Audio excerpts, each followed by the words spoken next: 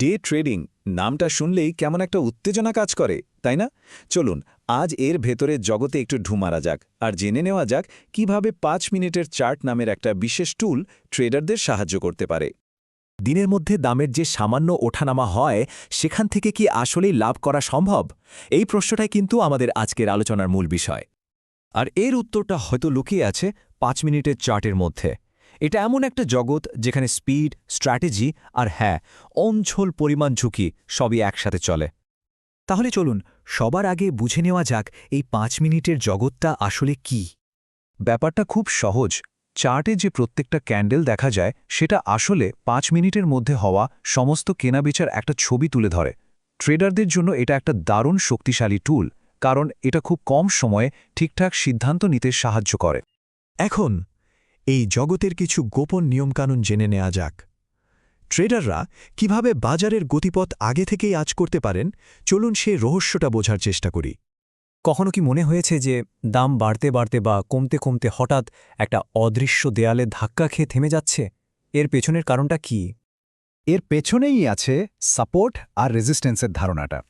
খুব সহজ করে বললে, সাপোর্ট হলো একটা মেঝের মতো যেটা দামকে নিচে পড়তে দেয় না, আর রেজিস্ট্যান্স হলো ছাদের মতো যেটা দামকে আর উপরে উঠতে দেয় না। সহজ কিন্তু ইনক্রেডিবলি শক্তিশালী একটা কনসেপ্ট। টেকনিক্যালি বলতে গেলে সাপোর্ট আর রেজিস্ট্যান্স হলো এমন প্রাইস লেভেল যেখান থেকে বাজার অন্তত দুবার ঘুরে গিয়েছে, আর যতবারই এটা হয় ওই লেভেলটা ততই শক্তিশালী বলে ধরে নেওয়া হয়। ট্রেডাররা এই লেভেলগুলো খুঁজে বের করার জন্য মূলত 3টা সহজ নিয়ম ফলো করেন। 1. দামকে অন্তত দুবার ওই জায়গা থেকে ফিরে আসতে হবে। 2. যত বেশিবার ফিরবে লেভেলটা তত বেশি গুরুত্বপূর্ণ। আর 3. রিসেন্ট বা কাছের সময়ের ঘটনাগুলোকে পুরনো ঘটনার চেয়ে বেশি গুরুত্ব দেওয়া হয়। আচ্ছা, তো এই অদৃশ্য লাইনগুলো খুঁজে বের করার জন্য ট্রেডাররা ঠিক কি টুলস ব্যবহার করেন? চলুন তাদের টুল কিটটা একটু ঘেঁটে দেখা যাক। এর মধ্যে খুব জনপ্রিয় একটা টুল হল VWAP, মানে ভলিউম ওয়েটেড অ্যাভারেজ প্রাইস। এটাকে একটা স্টকের দিনের বেলার ফেয়ার ভ্যালু লাইন বা আর্থিক গ্র্যাভিটি সেন্টারও বলা যেতে পারে, কারণ এটা শুধু গড়দামই দেখায় না, ট্রেডিং ভলিউমকেও হিসাবে ধরে। এখন এই স্লাইডটা কিন্তু খুব ইন্টারেস্টিং। ট্রেডাররা VWAP লাইনটাকে খুব সহজভাবে দেখেন। দাম যদি VWAP লাইনের উপরে থাকে, তার মানে বাজারের নিয়ন্ত্রণ এখন ক্রেতাদের হাতে, সেন্টিমেন্ট বুলিশ। আর দাম যদি লাইনের নিচে থাকে, তাহলে বিক্রেতারা শক্তিশালী, মানে সেন্টিমেন্ট বিয়ারিশ। একদম সহজ হিসাব। আরেকটা দারুণ কাজের টুল হলো পিভট পয়েন্ট। এটা কি করে? এটা আগের দিনের ট্রেডিং ডেটা, মানে হাই লো আর ক্লোজ প্রাইস ব্যবহার করে পরের দিনের সম্ভাব্য সাপোর্ট আর রেজিস্ট্যান্স লেভেলগুলোর একটা রেডিমেড ম্যাপ তৈরি করে দেয়। পিভট পয়েন্ট কিন্তু কোনো ম্যাজিক না, এর পেছনে আছে একদম সিম্পল ম্যাথ। এই যে স্লাইডের সূত্রগুলো দেখা যাচ্ছে, এগুলো ব্যবহার করেই আগের দিনের ডেটা থেকে এই লেভেলগুলো ক্যালকুলেট করা হয়। বেশ, তাহলে আমরা কনসেপ্ট বুঝলাম, টুলস দেখলাম। এখন এই সব কিছুকে একসাথে মিলিয়ে কিছু ক্লাসিক ট্রেডিং স্ট্র্যাটেজি দেখা যাক। দেখুন, সাপোর্ট আর রেজিস্ট্যান্স ব্যবহার করে মূলত 3 ধরনের ট্রেডিং হয়। প্রথমটা হলো রেঞ্জ ট্রেডিং, মানে সাপোর্টের কাছে কেনা আর রেজিস্ট্যান্সের কাছে বেচা। দ্বিতীয়টা ব্রেকআউট ট্রেডিং, মানে কোনো একটা লেভেল যখন ভেঙে যায় তখন সেই দিকেই ট্রেড নেওয়া। আর তৃতীয়টা হলো ট্রেন্ডলাইন ট্রেডিং, যেখানে একটা চলমান ট্রেন্ডকেই সাপোর্ট বা রেজিস্ট্যান্স হিসাবে ব্যবহার করা হয়। এবার চলুন একটা একদম বাস্তব আর নির্দিষ্ট কৌশল নিয়ে কথা বলা যাক। এটা একজন অভিজ্ঞ ট্রেডার শেয়ার করেছেন, আর এটা বাজারের একটা নতুন দিক আমাদের সামনে তুলে ধরতে পারে।